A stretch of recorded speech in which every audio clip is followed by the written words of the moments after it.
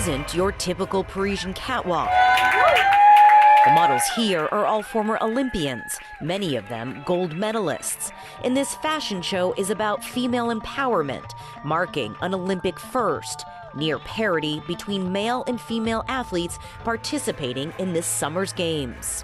This is a massive win, the biggest sporting event of all time to have gender equity. And now that this bar has been set, I think we want to do everything we can to make sure that this is the standard moving forward. Yeah, I was told I couldn't play hockey when I was 9 in a tournament because I was a girl, and my brother got to travel, and it really hurt my feelings as a 9-year-old, and it fired me up more than anything. Hey, I want to change this. I don't want other young girls to feel this way.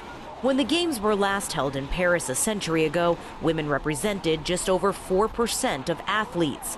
This year, they make up just shy of 50%.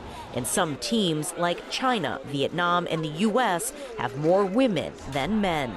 There are a few outliers, though, like football, equestrian, and wrestling, while there's no men's rhythmic gymnastics competition. Parity, of course, is not the same as equality, and there are still large gaps between men and women when it comes to things like coaching, refereeing, and not least of all, pay.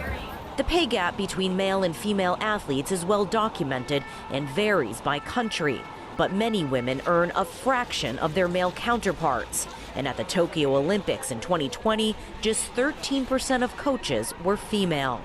I feel like the brands can do a lot more in terms of holding organizations, federations to account in terms of saying, well, we're paying you multi-millions to sponsor your brand, to sponsor your federation. That has to come with a minimum requirement of equality for women. Sarah Walker is a 2-time Olympian, having competed in Beijing and London. With a young daughter and another on the way, she says she's grateful for all the doors that have been opened, but knows more work must be done. My daughters are growing up, they're going to see that they have just as much opportunity as the boys around them to go and be a professional sports person, which is really cool. A moment worth celebrating on a journey worth continuing. Toni Waterman, CGTN, Paris.